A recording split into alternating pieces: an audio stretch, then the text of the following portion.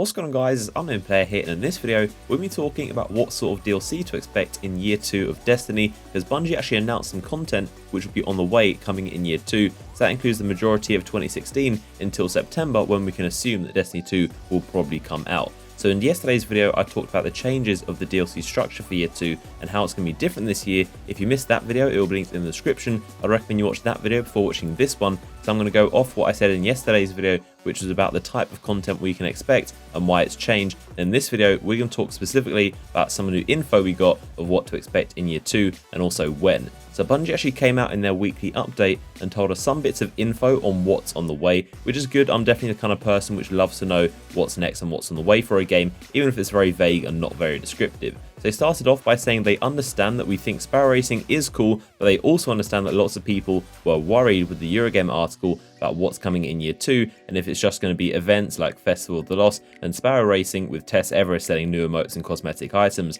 and stuff like that until they ship their next full game, which by the way acknowledges they are working on their next full Destiny game. And so also what they said is that it's going to be more content added beside just events, and there's going to be 2 main content drops happening for Destiny coming up soon. So one for winter and one for spring. The first one in the winter is going to be a sort of a DLC, and it's going to be on the same level as the Festival of the Lost event we got recently for the Halloween themed event. So it's not going to be massively game changing and not a whole load of content, mainly cosmetic items and a new twist for Destiny, but at its core it isn't really new content we can grind through, and we definitely do need more than that. But there is very good news, and after that in the spring there's going to be a second new DLC drop, if you want to call it that, and it's going to be happening in the spring, which will be a lot bigger and bigger than anything we've seen since the Taken King has launched, which is good, and it's going to be bigger than Sparrow Racing of course, and just test setting cosmetic items. My guess is that it can be some new story content, maybe in some way, possibly it's going to be new gear or new activity, and I'm hoping they add some kind of gear or activity which would raise the light level, and I think that's definitely what I and a lot of people in Destiny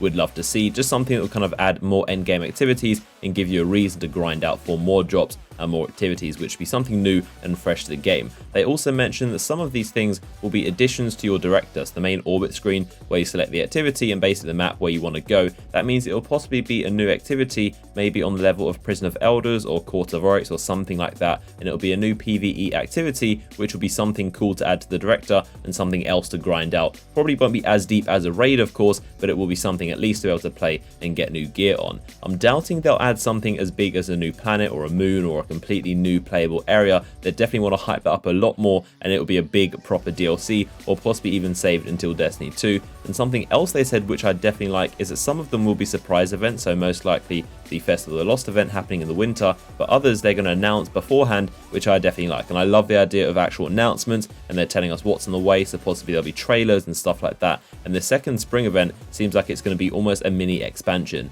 It seems that in year 2 we'll be getting pretty much the same, if not more content than we did in year 1, but they'll be in small drops and they'll be a lot more often, instead of just 2 big drops or monolithic drops as they described them that we got in year 2, which were the Dark Below and the House of Wolves. And they mentioned how they know that it was 5 months and 10 days in between the Dark Below and the House of Wolves, and they don't want that to happen again, because that was quite a drought for Destiny, and 5 months is a very, very long time to add no updates, and we're going to try and make an effort to communicate with us more of what's going on.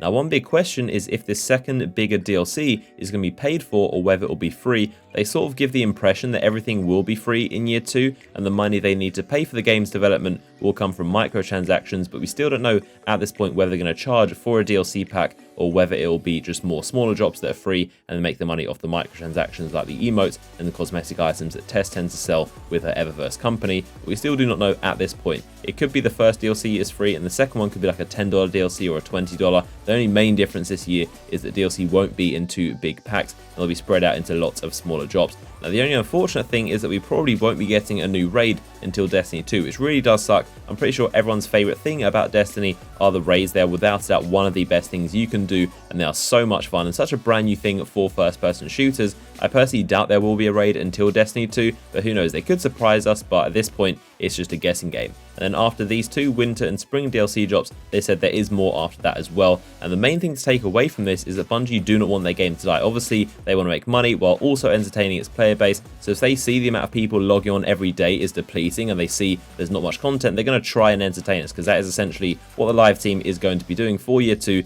Their job is to entertain the game and make sure everything is still fresh. And I'm hoping that year 2 has some really cool stuff in it to look forward to. And hopefully we only have 6 months to wait until E3, where maybe they'll reveal Destiny 2. I mean, who knows, it's just a guess on my part, but at this point, we're just waiting for them to announce it. And E3, of course, as the biggest trade convention, could be a very, very good platform for them to announce it. It's where they announce all their stuff, so maybe, just maybe, they could announce Destiny 2 there, but it's just kind of a waiting game. And of course, when Destiny 2 is announced, that'll be a massive, massive hype train, and it will be able to feed off that and basically know there's something massive on the way. So as always, I want to know what you guys think down below in the comment section. Leave a comment, let me know what you think about this. Also be sure to thumbs up the video if you enjoyed it, and I'll see you guys in the next video.